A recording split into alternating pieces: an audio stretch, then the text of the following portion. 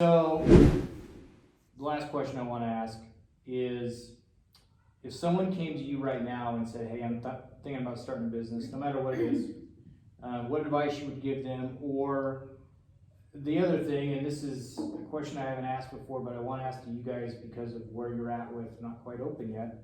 What advice did you get from someone through this process that gave you the confidence that you wanted to open a business? I think for the first question, something I would tell somebody else, it would be two things. One would be go for it, because like my wife Amy said, if you don't, you might spend the rest of your life, your years regretting or wondering what if. And so I just go for it. Yeah. Secondly, make sure you have a good accountant. Yep. Yep. Yeah.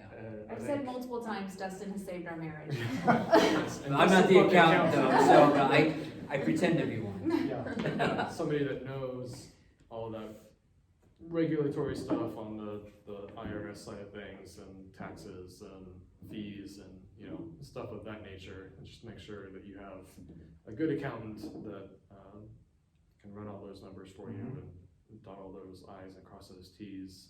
That just takes, if somebody can do that on their own, I mean, more power to them, but I'm so glad we hired that out. Yeah. So. Yeah. I would piggyback off that too, really well. Accountants also, hire a good lawyer too, to create all the paperwork, make sure that that's like set and, finalized and in paper, like operating agreement. That's really big because, it's good to get everything documented because, it's so easy to be like, oh, I'll just do this or I'll take that or whatever. I mean, when it comes to running a business too, and some hard choices are going to have to be made, and at times, like, we might prefer something and you guys might prefer another thing. Well, we kind of have to know who has the, I guess, more say. Sure. And having that on paper is huge, and that's okay. That's okay.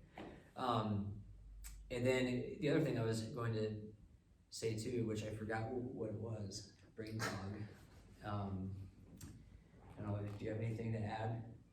I'll try to think of what I was going to say. I'm surprised that this is the first time it's happened that you forgot. Memory is really I'm bad. proud of you. Good job. Oh, thank you. Yes, yeah, we're improving.